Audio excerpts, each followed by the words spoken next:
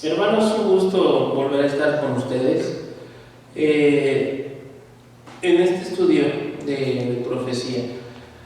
Quiero que antes de iniciar nuestro estudio hagamos una breve oración para que verdaderamente sea Dios el que vaya abriendo nuestra mente, vaya quitando la venda de nuestros ojos y estemos preparados, porque el Señor ciertamente ya ha hablado a través de su escritura. Entonces lo que estamos haciendo ahorita es un estudio de este maravilloso libro de Daniel.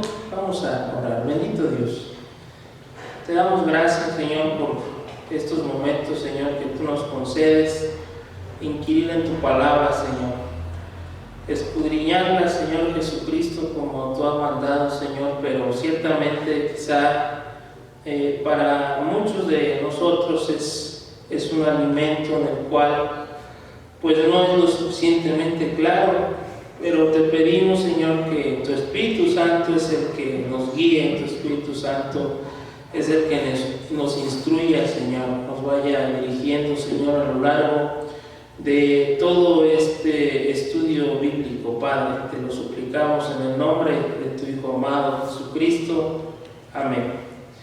Bien, hermanos, y si usted no ha visto el video anterior, que es el primer estudio, yo le invito a que pues con tiempo usted lo pueda hacer para que podamos juntos llevar una secuencia de este estudio escatológico y profético. Dice en nuestra primera diapositiva que estamos ahorita viendo en pantalla, en el libro de Daniel, en su capítulo 2, verso 39, dice así la escritura: después de ti se levantará otro reino inferior al tuyo, y luego un tercer reino de bronce, el cual dominará sobre toda la tierra. Quiero hacer énfasis de que esta visión, esta porción de la Biblia que acabamos de leer, se refiere únicamente al sueño que tuvo el rey Nabucodonosor y le fue interpretado a Daniel, ¿sí?, por nuestro Dios. El siguiente pasaje que hemos de ver, que está en la siguiente imagen, es en el libro de Daniel, capítulo 7, verso 6. Dice así: después de esto miré, y aquí otra semejante a un leopardo, con 4 alas de ave en sus espaldas. Tenía también esta bestia 4 cabezas, y le fue dado dominio. Y esto se refiere a la segunda visión del profeta Daniel, en el cual él veía 4 bestias que salían del mar, que representan a las naciones, y vamos a ver de qué se trata esta visión. Y por último, en la siguiente imagen, es en el pasaje que tenemos en pantalla, Daniel capítulo 8, versos 5 y 6, dice: mientras yo consideraba esto, he aquí un macho cabrío venía del lado del poniente sobre la faz de la tierra sin tocar tierra, y aquel macho cabrío tenía un cuerno notable entre sus ojos, y vino hasta el carnero de 2 cuernos que yo había visto en la ribera del río, y corrió contra él con la furia de su fuerza.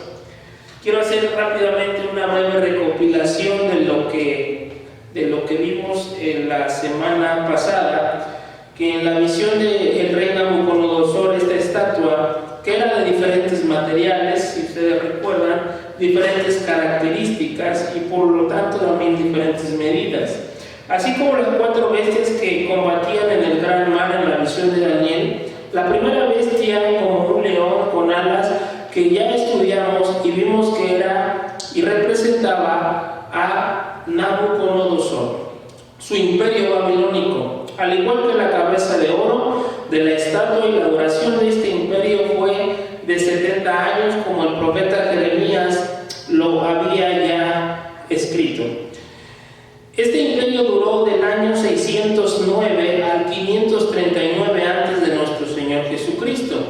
La segunda bestia, que era como un oso y que también estaba representada en la estatua de Nabucodonosor, con el pecho de plata y brazos de plata, esta también era representada por este oso, y este oso tenía algo que se levantaba más de un lado que de otro.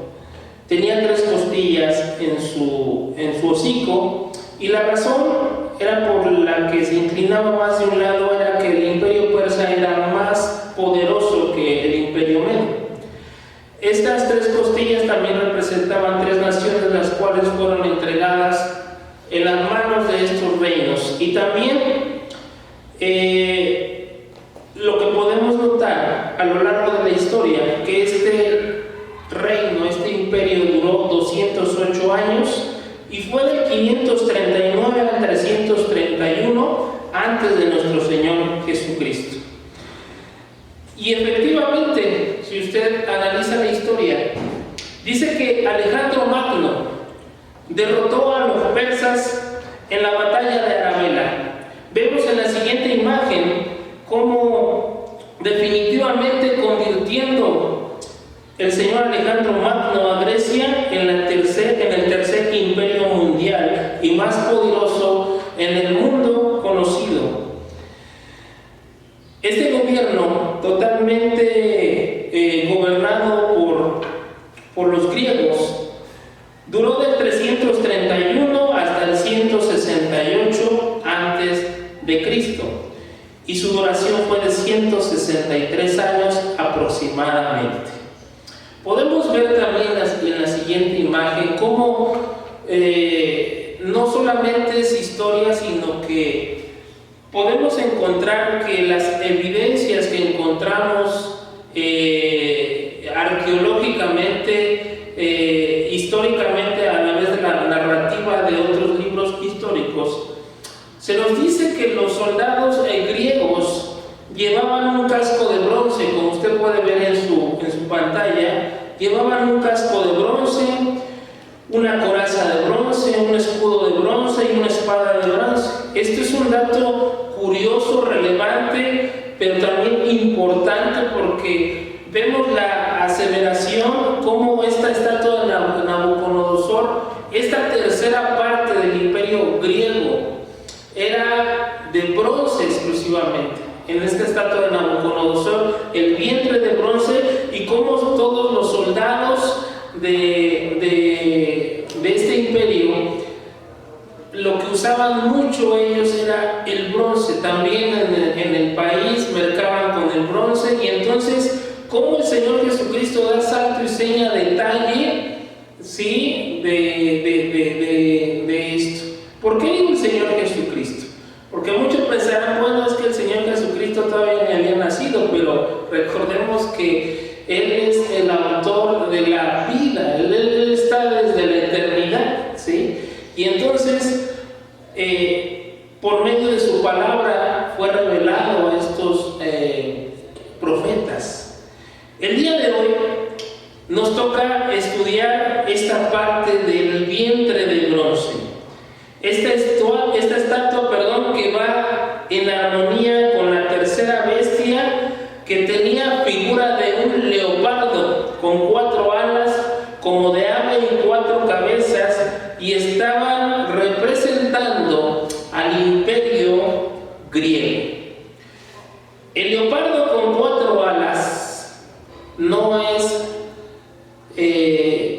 nadie más que el imperio griego, y era representado por su primer gobernante, que era Alejandro III de Macedonia, conocido mejor como Alejandro Magno.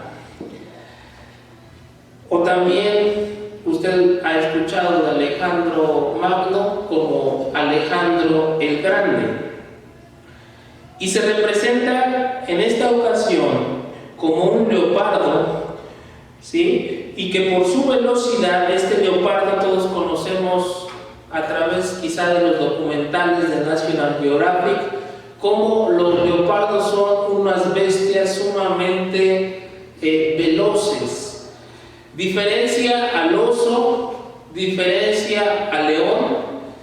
¿Y cómo podemos ver que es representado este imperio? Un animal muy veloz, y que por esta misma velocidad por la cual logró conquistar muchas regiones o naciones. en poco tiempo. Menos de 10 años le tomó conquistar todas esas naciones, fue barriendo, ¿sí?, hasta llegar a el imperio medo-persa.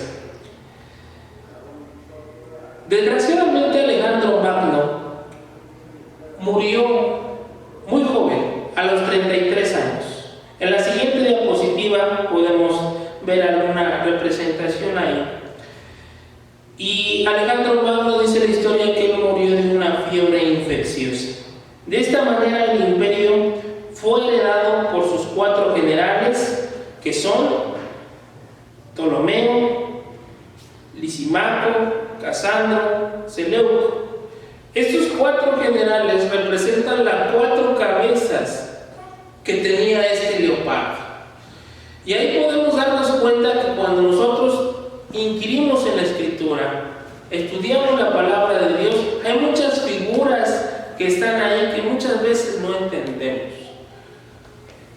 Hemos escuchado quizá de algunas personas, algunos hermanos, de creer que estas bestias son literales y que se levantarán, ¿verdad?, al final de los tiempos, quizá como narra el libro de Apocalipsis, pero podemos ver que a través del lenguaje simbólico que utiliza la Escritura, podemos darnos cuenta que esta bestia fue representada por este imperio griego. Las características de la bestia, ¿sí?, con rapidez entraron.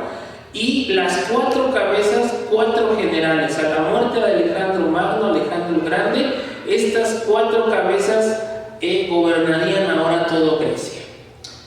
Estas 4 divisiones estaban representadas en estas 4 cabezas de leopardo, como lo acabo de mencionar. Pues en la Biblia, la cabeza es un símbolo de gobierno. A la muerte de Alejandro, en junio del año 323 a.C., tras grandes luchas internas, se cumpliría la Escritura.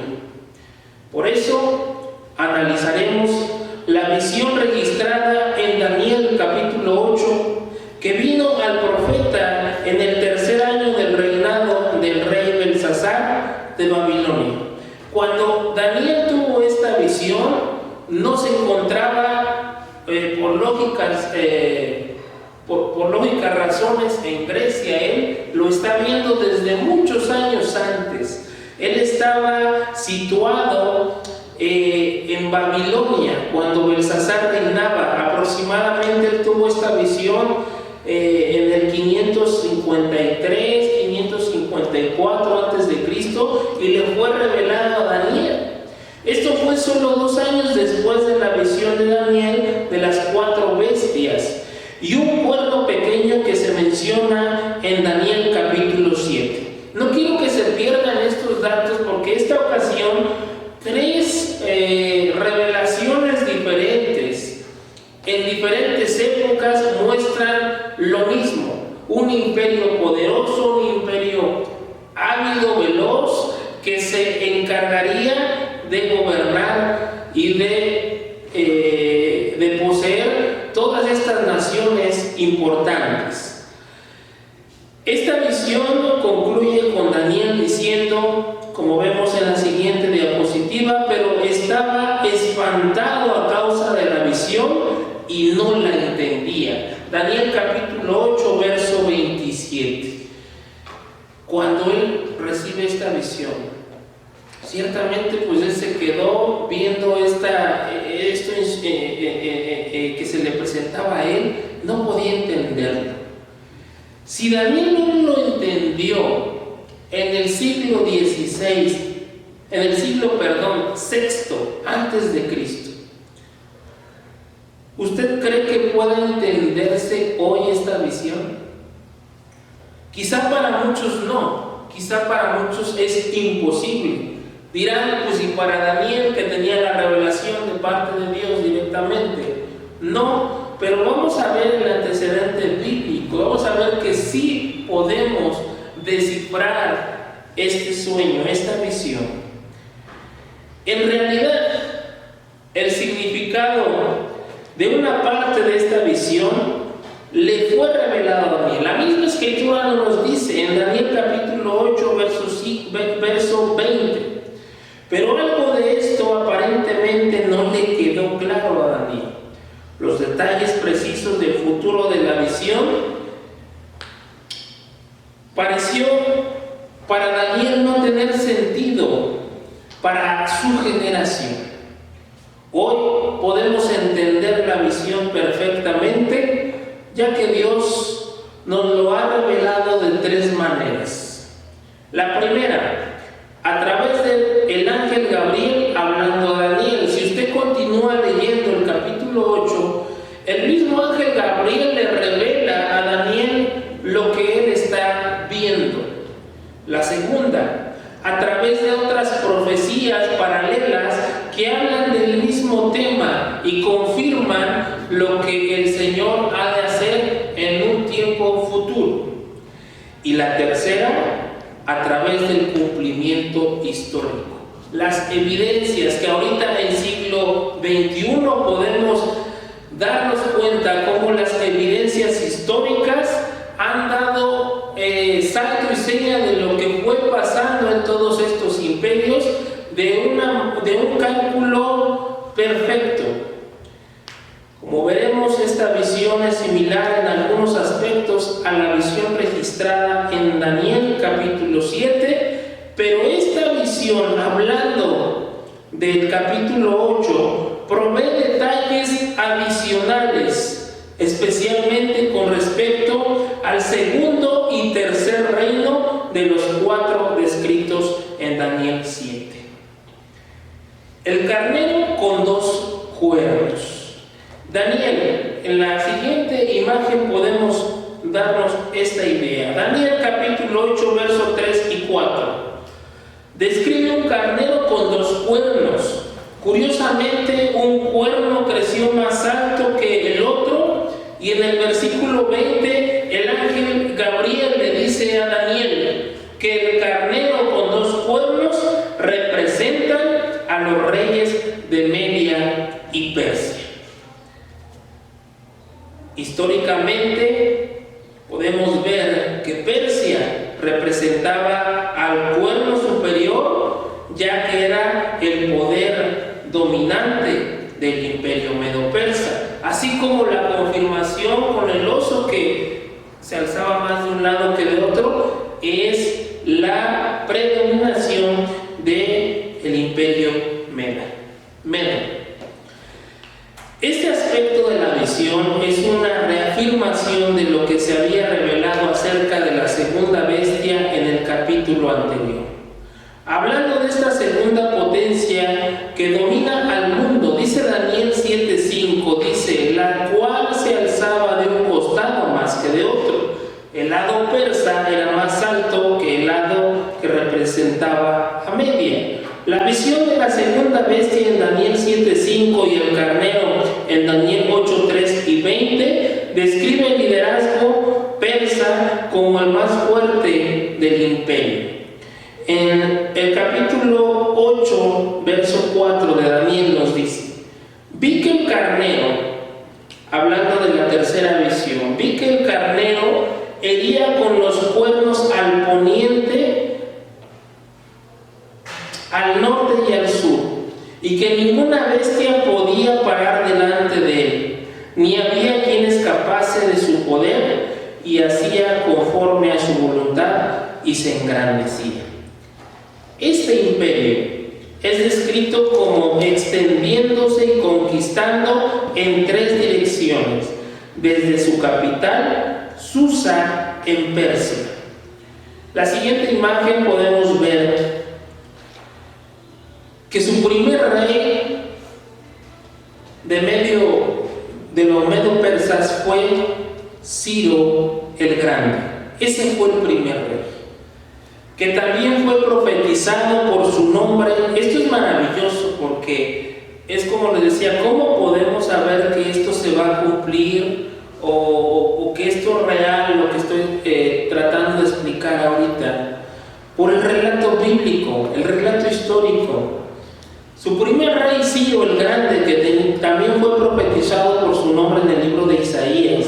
Y se nos dice que lo que cumpliría 150 años antes de su nacimiento. Dice Isaías en su capítulo 44, verso 28. ¿Qué dice de Ciro? Es mi pastor y cumplirá todo lo que yo quiero. Al decir a Jerusalén, será edificada y el templo será fundado.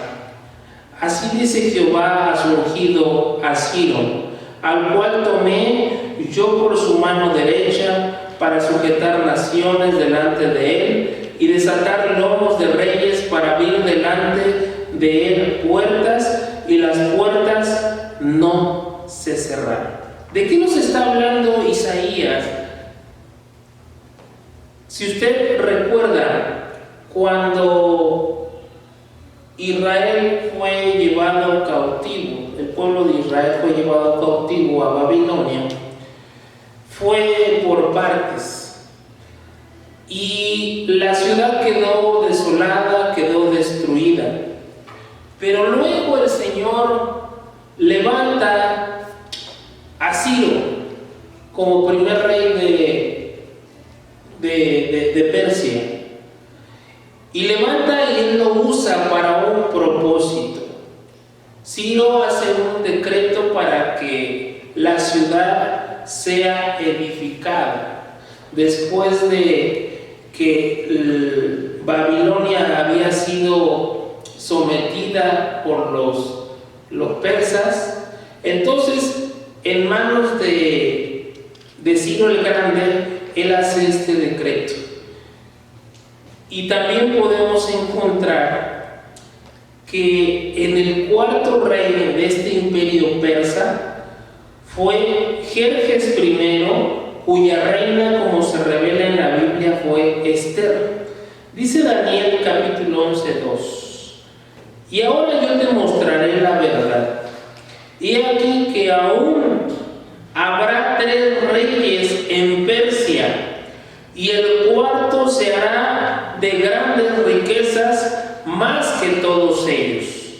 Y al hacerse fuerte con sus riquezas, levantará a todos contra el reino de Grecia. Vemos cómo la escritura se cumple y dice literalmente qué rey iba a ser el que iba a levantarse a favor del pueblo de Israel. Y encontramos también en Esther, en su capítulo 2, verso 16 al 18.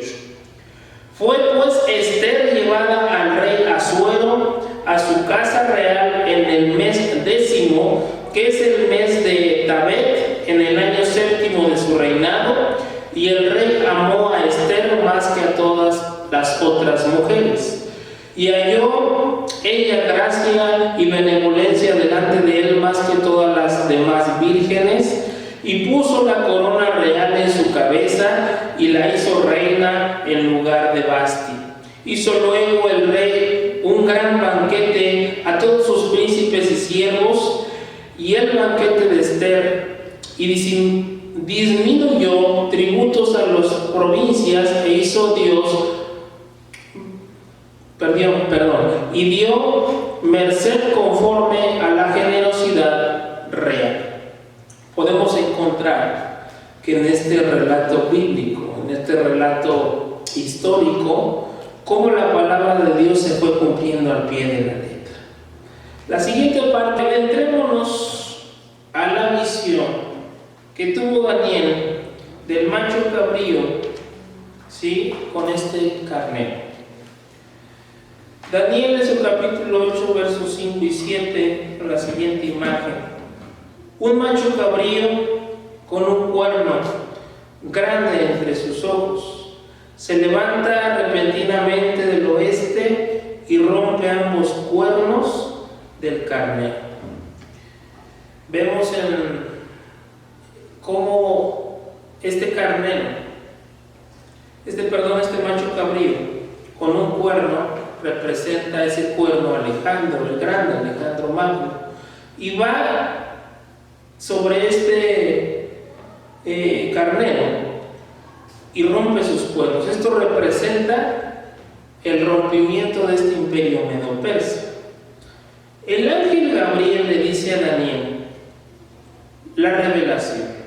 Este macho cabrío representa el reino de Grecia y que su cuerno grande es su primer rey.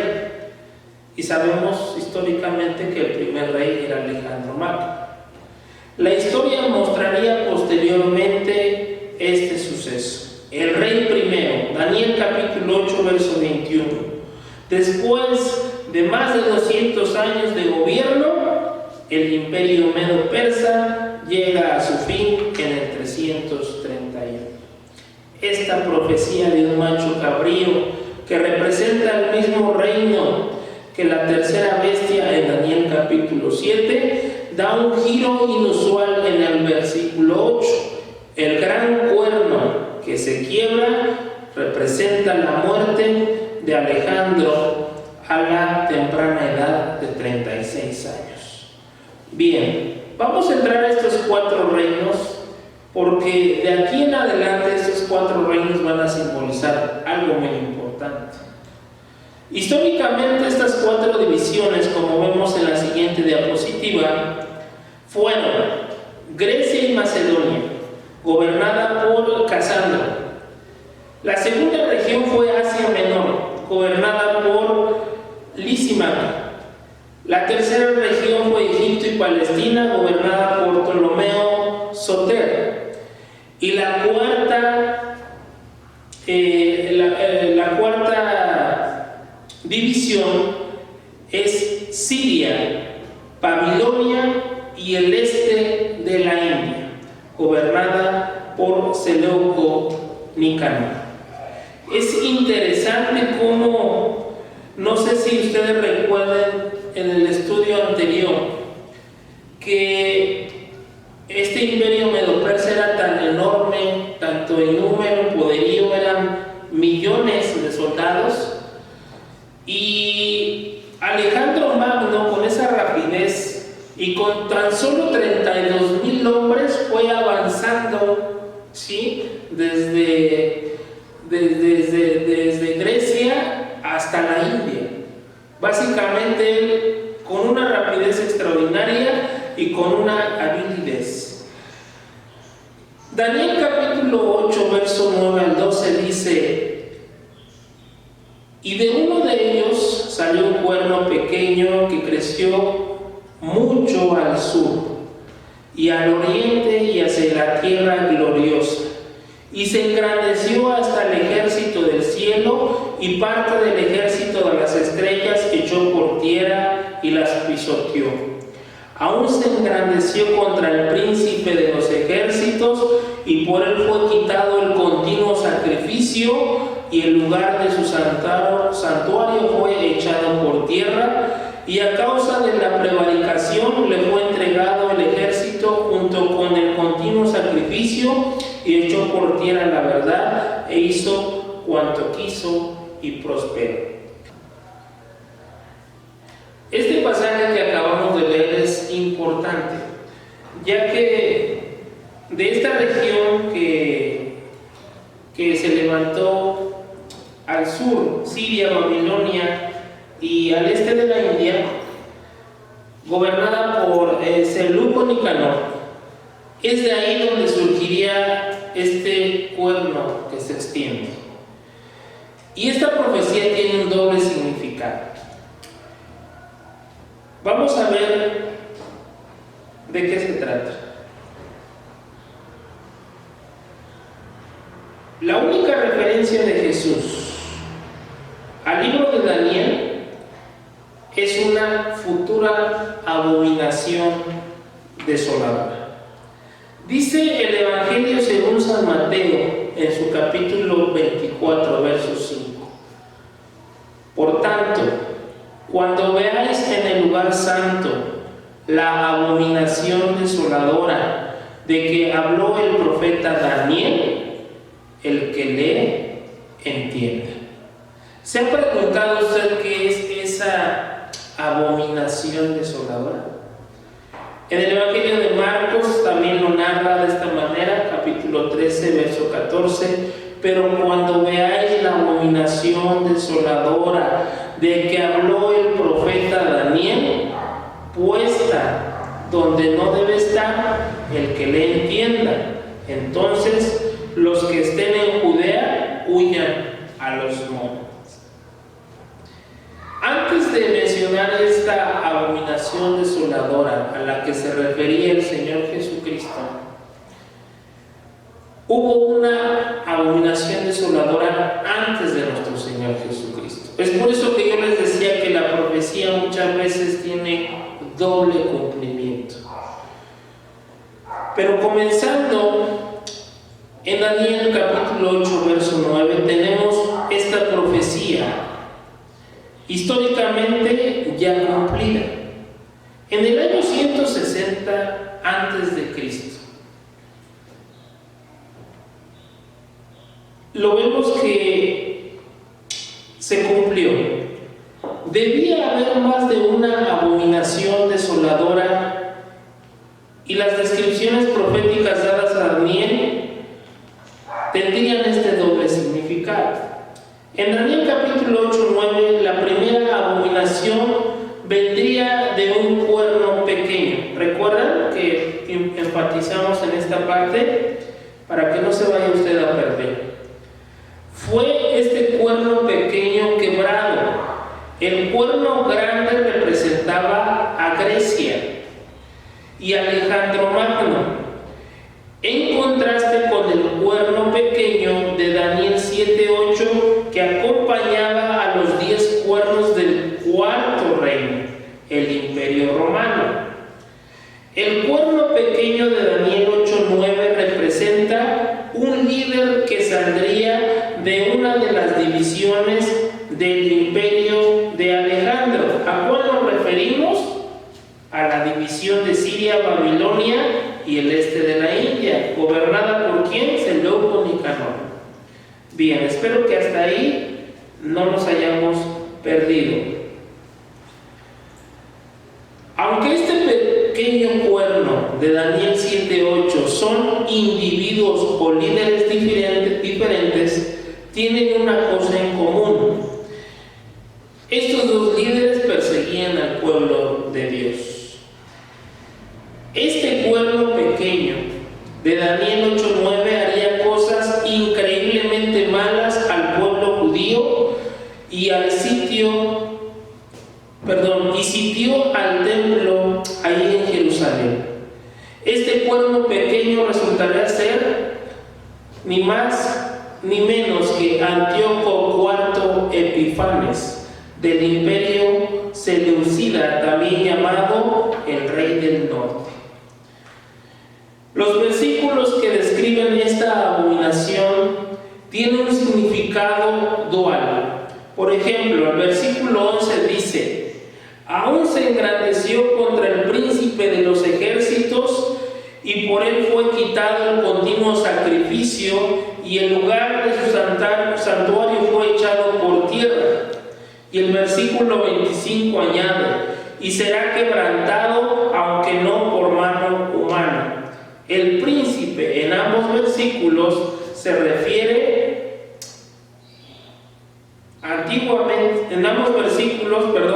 es Jesucristo. Antíoco IV cumplió la primera abominación. En el tiempo del fin, uno que sería una especie de cuerno pequeño, que lo encontramos en el versículo 9, y seguiría los pasos de Antíoco. Este último sería en realidad el cumplimiento del cuerno pequeño. En la siguiente imagen podemos ver algo que Antíoco Epifanes había desarrollado con el tiempo y se había engrandecido en gran manera. Explica la gravedad de las hazañas de Antíoco. Debe observarse que el título de Epifanes, que quiere decir el ilustre, también tiene el significado muy evidente o manifiesto. Por sus monedas sabemos que vínculo que había entre Epifanes con el título añadido ateos, Dios. Así que los Estos dos significaban Dios ilustre o bien Dios manifestado. Nos damos cuenta de la personalidad de este sujeto, de este gobernador. Él no solamente quería pisotear el nombre de nuestro Señor Jesucristo y quería levantarse por encima del pueblo de Israel, sino que él mismo propició y en su nación, distribuyendo esta nación, haciéndose semejante a un Dios. Daniel estaba orando y buscando el significado de la visión. Cuando el ángel Gabriel fue enviado para explicársela, Gabriel dijo que había venido a hacer saber a Daniel lo que sucedería. He aquí yo te enseñaré lo que ha de venir al fin de la ira, porque eso es para el tiempo del fin. El apóstol Pablo entendió de Daniel capítulo 8, 11 y 12, que tal individuo también vendría antes del regreso de Cristo. En la segunda carta a los Tesalonicenses, capítulo 2, 4, 12, dice el apóstol Pablo de esta manera: el cual se opone, hablando de este personaje, y se levanta contra todo lo que se llama Dios o es objeto de culto, tomando referencia de los sacrificios por la mañana y por la tarde, tanto que se sienta en el templo de Dios como Dios, haciéndose pasar por Dios. ¿No os acordáis que cuando yo estaba todavía con vosotros os decía esto? Y ahora vosotros sabéis lo que lo detiene, a fin de que a su debido tiempo se manifieste. Porque yo estaba en acción el ministerio de la iniquidad, solo que hay quien al presente lo detiene hasta que él a su vez sea quitado de en medio. Entonces se manifestará aquel inicuo, a quien el Señor matará con el espíritu de su boca y destruirá con el resplandor de su venida, incluso cuyo advenimiento es por obra de Satanás, con gran poder y señal y prodigio mentiroso, y con todo engaño de iniquidad para los que se pierden, por cuanto no recibieron el amor de la verdad para ser salvos. Vemos aquí cómo este relato histórico habla de que el apóstol Pablo tenía bien en claro cómo esto ya había sucedido, pero también que vendría otra abominación futura. Dice Daniel en su capítulo 8, versos 12 al 14, lo que haría Antíoco Epifanes: y a causa de la prevaricación le fue entregado el ejército junto con el continuo sacrificio, y echó por tierra la verdad e hizo cuanto quiso y prosperó.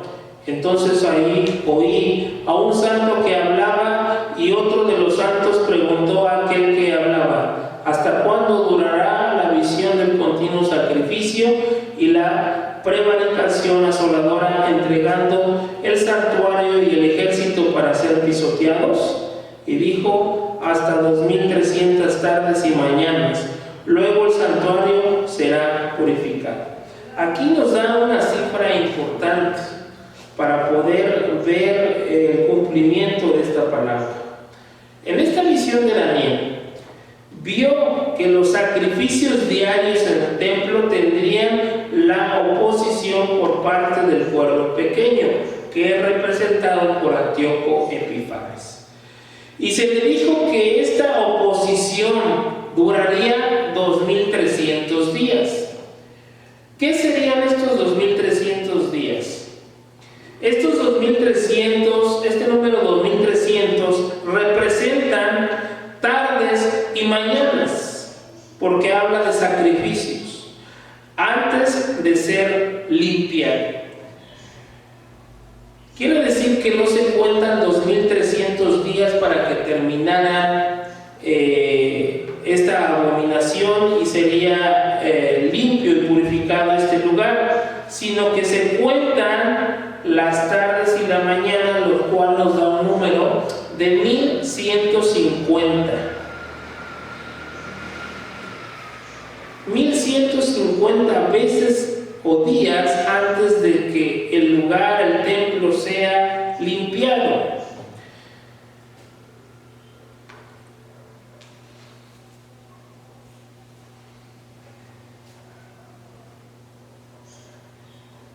Hubo un personaje que era contemporáneo del apóstol Pablo. Es un historiador muy conocido que se llama Flavio Josefo. Este historiador escribió en su libro Antigüedades de los Judíos algo interesante: que las profecías de Daniel salvaron de la destrucción a Jerusalén.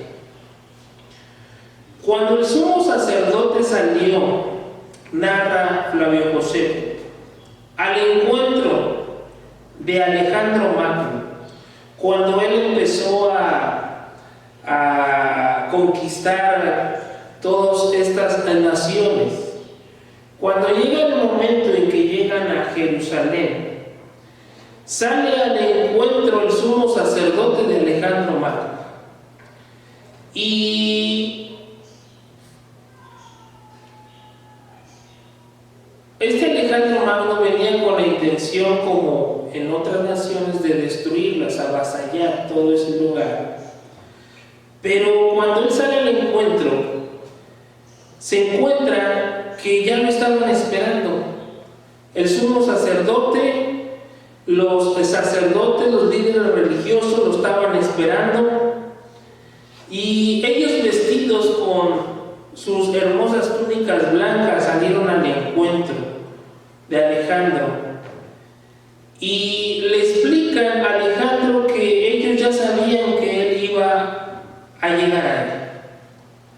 Entonces Alejandro, al ver que no había alguna oposición, al ver que algo sorprendente, normalmente había una resistencia, entonces al escuchar esto, el sumo sacerdote que le dice que la palabra de Dios ya había profetizado esto, y que ese lugar iba a ser gobernado. Entonces él les perdona la vida a todos ellos. Los más grandes imperios en los cuales se dividió Grecia fueron, y esto no quiero ser repetitivo, pero en la diapositiva veíamos, o vamos a ver ahorita, que hay 4 divisiones, pero había 2 imperios o 2 divisiones predominantes. Sería Egipto y Siria. El general Seleuco Nicanor tomó para sí el norte del imperio, donde se hallaba Israel, mientras Ptolomeo controlaba el reino del sur. Ambos reinos se disputaban la tierra de Israel, y en aquella época, precisamente el rey griego antiguo, Antíoco Epifanes, más conocido como Antíoco, atacó Jerusalén despiadadamente, matando a miles de judíos y profanando el sagrado templo. Aquí es de donde nos habla de esta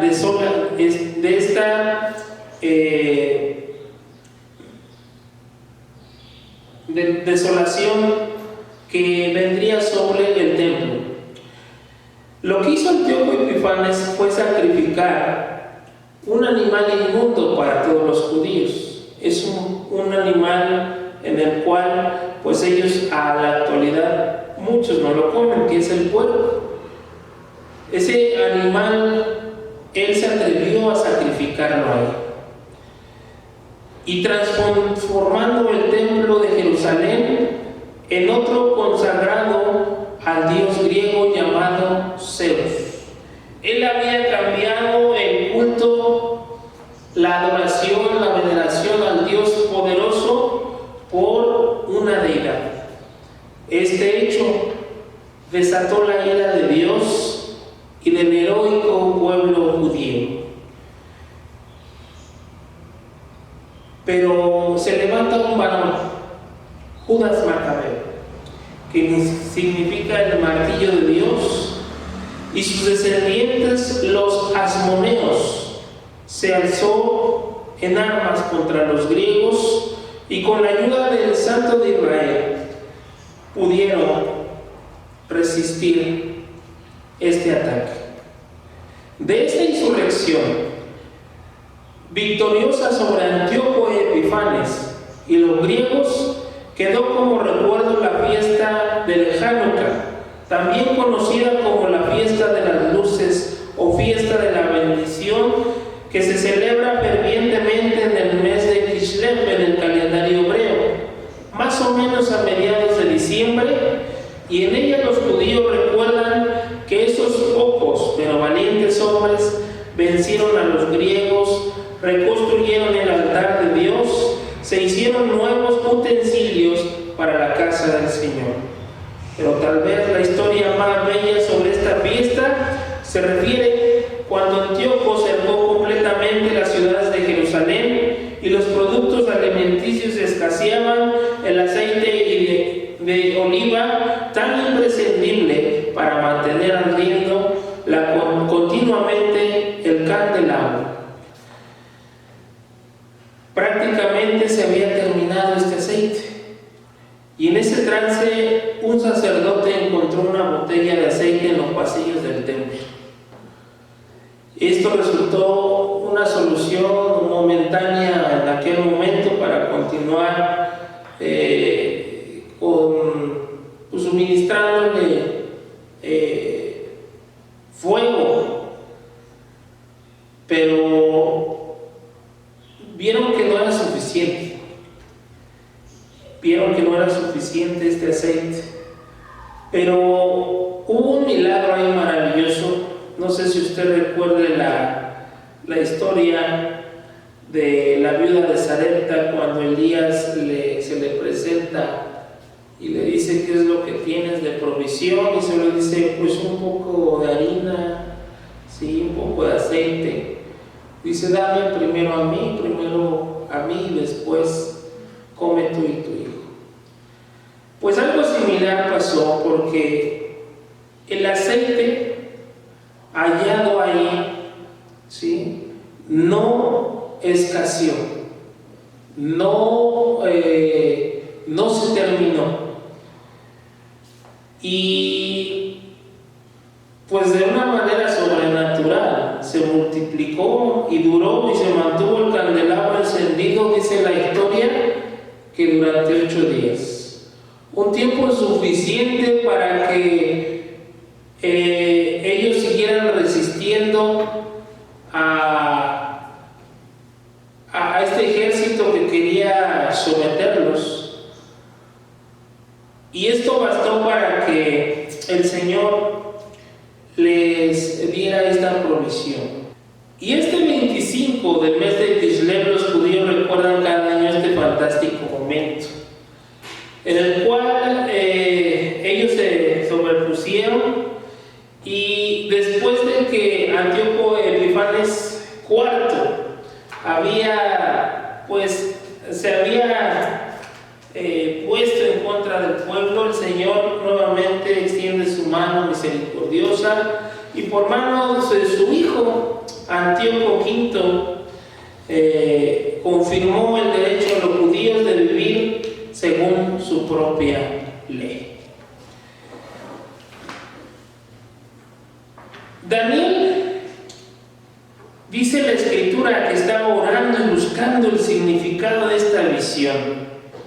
Gabriel, el ángel, fue enviado, le explica y le dice que había venido a hacerle saber a Daniel lo que sucedería. Y aquí dice la Escritura: yo te enseñaré lo que ha de venir al fin de la ira. Ya no estamos hablando aquí del relato histórico de Antíoco Epifanes, sino que aquí este doble cumplimiento ya nos habla de algo futuro. He aquí, yo te enseñaré lo que ha de venir al fin de la ira, porque eso es para el tiempo del fin. Luego explicó el significado del carnero y del macho cabrío, identificándolos como estos reyes de Media Persa y el reino de Grecia. Pero el versículo 23 y 26 son una repetición de los versículos 9 y 14, pero con más énfasis en la abominación desoladora final. Hay otra vez un dualismo en el versículo 23 y 25 que el pasado se aplicaron a Antíoco, pero que ahora apuntan al cumplimiento final del cual habló Cristo en Mateo 24:15. Hablando de este perseguidor del tiempo del fin, Daniel en su capítulo 8:25 anota y registra y dice de esta manera: y se levantará contra el príncipe de los príncipes, contra el Señor Jesucristo, pero será quebrantado, aún no por mano humana. Esto es muy similar a la interpretación del sueño de Nabucodonosor, donde Cristo, la piedra que fue cortada del monte sin mano, destruye el último reino de abominación que se habrá de levantar. Aunque parte de la visión de Daniel se cumplió históricamente, a Daniel se le dijo que tú guarda la visión, porque es para muchos días. Se le dijo que hicieran lo mismo con respecto a la visión de la gran tribulación y del tiempo del fin. El mismo mandamiento de guardar la visión y cerrar las palabras, dado que en ambos capítulos indica que las secciones de estos capítulos son para el mismo periodo de los tiempos del fin. Para terminar esta sección del Imperio griego y dar vuelta a la página, vemos que cronológicamente nos vamos acercando al Imperio romano, donde en ese dominio del Imperio romano le toca nacer a nuestro Señor Jesucristo, le toca vivir sus 33 años de ministerio, pero también a los discípulos, a los primeros cristianos. Es una etapa donde la iglesia es fundada, y es en el siguiente estudio bíblico donde hemos de analizar todo lo referente al Imperio romano, y llegamos casi a la fundación de Europa. ¿Por qué hago recalcar esta parte de Europa? Si mal no recuerdan, quiero adelantarles un poco que después de las piernas de hierro, los pies continúan siendo de hierro, pero en esta ocasión tiene una mezcla con barro cocido. Y esto quiere decir, hermanos, que usted y yo vivimos en los tiempos de esos pies, en el gobierno de esos pies, en el cual representa la Unión Europea. Y quiero despertar en usted un interés, porque después de la Unión Europea dice que hay 10 dedos, y estos 10 dedos representan 10 líderes mundiales, el cual le darían poder a la bestia, al anticristo, para hacer un gobierno mundial, un nuevo orden mundial, una globalización. Y entonces podemos entender, hermanos, en dónde estamos parados hoy en día.